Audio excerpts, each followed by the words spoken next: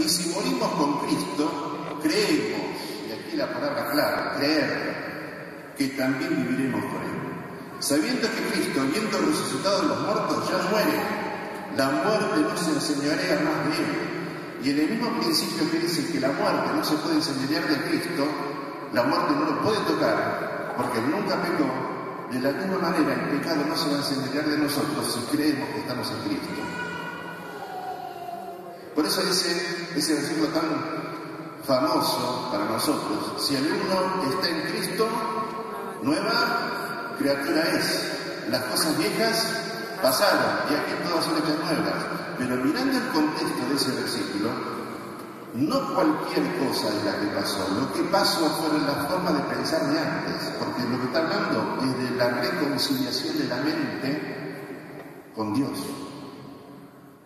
¿Sí? Fíjense en el contexto de 2 Corintios capítulo 5, versículo 17, que dice: si alguno está en Cristo, claro, Cristo es estar en Cristo, muerto con Cristo, sepultado con Cristo, resucitado con Cristo, y ahora vivo con Cristo, estoy en Cristo, estoy sentado juntamente con Él en los lugares celestiales. Más arriba no puedo estar. No puedo estar más arriba, porque la posición mía es imposible de superarla, porque estoy en Cristo. Cuando el Señor dice ahí en Filipenses 2, y le dio un nombre que sobre todo nombre, para que el nombre de Jesús se doble toda rodilla de lo que está en los cielos y de los... ¿Sí? Está hablando de la posición imposible de superar, que es la posición de Cristo. Nosotros estamos sentados juntamente con Él. ¿Es de alguna forma posible superar nuestra posición? Es imposible, porque estamos en Cristo. Pero a veces con nuestras propias fuerzas queremos superar esa posición. Imposible. Es decir, una de las primeras cosas que tenemos que reconocer es que no podemos. La ley fue dada para eso, para que la humanidad vea que no puede cumplir con la ley de Dios, y para que al ver que no pueda aferrarse de la gracia. ¿Sí? Cuando el creyente asume y dice: está bien, Señor, la verdad que yo no puedo, es el punto ideal para aferrarse de la gracia. Justamente no es cuando uno toca a fondo. Cuando uno dice yo no puedo, es cuando realmente está en la mejor condición de aferrarse a la gracia, y así, de esa manera poder. ¿Sí? No nosotros, sino Dios. Sigue diciendo acá, el versículo 10 ahora: porque en cuanto murió, al pecado murió una vez por todas. Y si yo estoy en Cristo, entonces murió o no murió el pecado.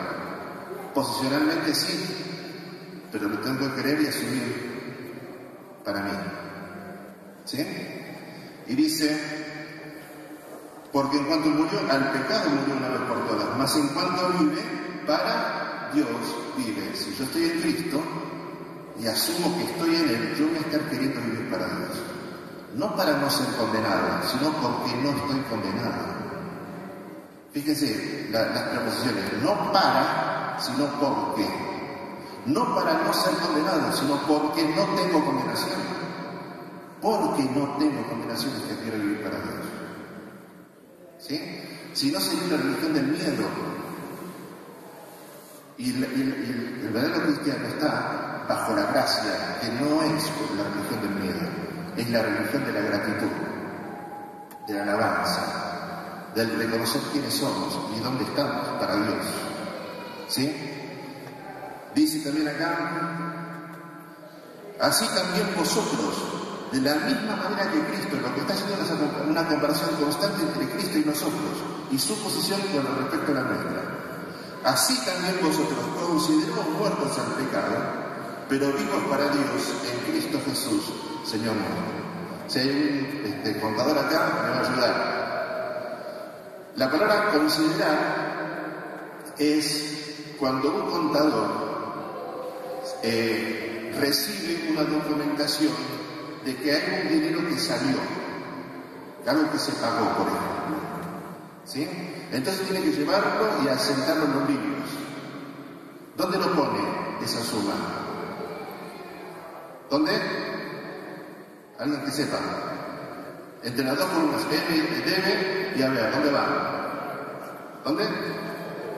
¿No saben? Yo tampoco, no piensen que yo sé. ¿Dónde va? ¿Cómo? No hay contadores. La suma salió, el dinero. Listo, vos tenés que saber. ¿Dónde se anota? En el débito. Perfecto, porque salió. Ahora, ¿se lo anota ahí para que salga ese dinero? ¿O porque salió? Porque se fue. Ya no conté con esa plata, porque no está. Ese dinero se fue. Es la palabra considerar. ¿Quién tiene que considerar? ¿Dios o nosotros?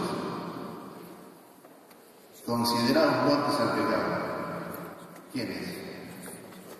Voy a leer otra vez.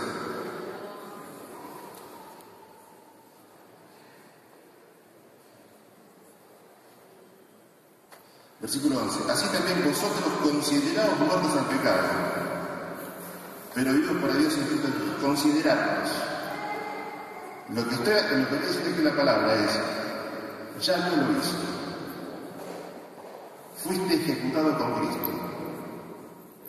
Moriste con Cristo. Fuiste sepultado con Cristo, resucitaste con Cristo y ahora vivís para Dios. Anotando eso como un hecho. Esto ya está. Dios ya lo hizo. Lo voy a vivir si lo creo. Esto se hace realidad cuando lo creo. No es con la fuerza de voluntad de no querer caer en el mismo pecado otra vez. Nuestra fuerza de voluntad siempre fue vencida por la tentación, por Satanás y por el mundo. Y por la carne. Siempre fuimos vencidos. ¿Por qué creemos que con ese pecado va a ser distinto? Si siempre fuimos vencidos. ¿Sí? Entonces lo que dice acá que va a vencer ese pecado es cuando yo logro considerarme muerto al pecado, porque yo estoy muerto con Cristo, sepultado con Cristo y resucitado con Cristo. Lo tengo que considerar como un hecho. ¿Sí? Sigue acá y dice la palabra: así también vosotros considerados muertos al pecado, pero vivos para Dios en Cristo Jesús. No reine pues el pecado en vuestro cuerpo mortal, de modo que lo obedezcáis en sus concupiscencias. ¿Cuándo obedezco al pecado? Es cuando no me considero que estoy muerto a ese pecado. ¿Sí? Ni tampoco presentéis vuestros miembros al pecado como instrumento de iniquidad, sino presentaos vosotros mismos a Dios, no como muertos, sino como vivos. Como vivos de entre los muertos y vuestros miembros a Dios como instrumento de justicia. Porque el pecado no se enseñoreará de vosotros, pues no estáis bajo la ley, sino bajo la gracia. Termino diciendo esto. Sí hay una actitud que tenemos que ejercitar en esto, de ir y presentarme ante Dios, mi cuerpo, presentarlo a Dios, que es la misma idea que presenta Romanos 12. Así que, hermanos, os ruego por la misericordia, dice por la ley de Dios, dice por la misericordia de Dios. Así que, hermanos, os ruego por las misericordias de Dios, que presentéis vuestros cuerpos en sacrificio vivo, santo y agradable a Dios, que es vuestro culto racional. ¿Sí? Entonces, vamos a Dios y le decimos: Señor, acá está mi cuerpo. El cuerpo es la caja donde está el espíritu y el alma. Estoy presentando todo a Dios. ¿Sí? Aquí tenés lo que yo soy. Todo lo que yo soy, acá está. Me entrego. ¿Sí? No para ser perdonado porque ya lo fui, no para ser justificado porque ya lo fui, no. Porque ya fui justificado, porque ya fui perdonado, porque ya estoy en Cristo, estoy muerto en Cristo, resucitado con Cristo, ya tengo todo eso. Y ahora, como un hijo de Dios y como una persona viva, yo me entrego en tu mano. No porque estoy muerto ni porque soy basura. Es una convicción del diablo esa. ¿Sí? Yo no soy ninguna basura, soy un hijo de Dios. Y me presento como un hijo de Dios resucitado para vivir para Dios el resto de la vida en la tierra y por la eternidad. Porque Dios me dio vida, no como un muerto. No se presenten como muertos, dice acá. Preséntense como resucitados. Porque esa es la realidad. Esa es la realidad desde Dios. Estamos resucitados juntamente con Cristo. ¿Qué realidad es distinta a la de Pedro y la de Judas? Si ustedes van al últimos versículos del capítulo 26 de Mateo y los primeros versículos del capítulo 27, cuenta las derrotas de los dos. Pedro, con la profecía cumpliéndose inmediatamente, el Señor le dijo: Pedro, no canta el gallo sin que me niegue 3 veces. Y Judas vendiendo a Cristo, ¿sí? Pero Pedro tuvo lo que se llama en la Biblia el arrepentimiento, y Judas tuvo pecado de culpa, ¿sí? Los dos fueron pecadores. Pedro, en la actualidad, sigue siendo uno de los apóstoles, y Apocalipsis es una de las columnas, ¿sí? Judas, ¿dónde está? Lo llevó a la condenación eterna. ¿Pero qué pasó con Judas? Él tuvo culpa. La culpa no se ayuda para nada. La culpa viene de Satanás. Él es el acusador de nuestros hermanos, es el acusador nuestro, fue el acusador de Job, fue el tentador de Cristo. Él quiere el mal nuestro. La culpa es satánica. El arrepentimiento de Dios. Se parecen entre sí, pero no tienen nada que ver uno con el otro. ¿Qué fue lo que hizo a que Pedro se arrepintiera? ¿Se acuerdan? En cuanto canta el gallo, el Señor se da media vuelta y lo mira a Pedro, la mirada de Cristo. Y se acordó Pedro que Cristo le había dicho: Pedro, no cantaré el gallo 2 veces, sin que me haya negado ya 3 veces. Y fue y lloró amargamente, por culpa, no, por arrepentimiento. Arrepentimiento nos lleva a contemplar la grandeza del amor de Dios, que Él pagó por todos mis pecados y me liberó de la condenación. Yo no me voy al infierno, pero ese pecado a Cristo le costó la vida. Mi pecado a Cristo le costó la vida. Entonces, ¿qué es lo que pesa sobre mí cuando hay arrepentimiento? Le fallé a mi mejor amigo, soy salvo, voy al cielo. Experimentaré la gloria, el lugar donde hay completa santidad, donde no entra el pecado. Pero a él le costó la vida, murió por mí. Spurgeon decía: yo nunca pondría el arma homicida que mató a mi mejor amigo en el living de mi casa como un adorno. ¿Por qué? Porque mató a mi mejor amigo. Un creyente nunca quiere exponer el pecado en su vida, porque por eso esos pecados Cristo murió. Ahora, Judas, ¿qué sintió? ¿Se acuerdan lo que dijo Judas?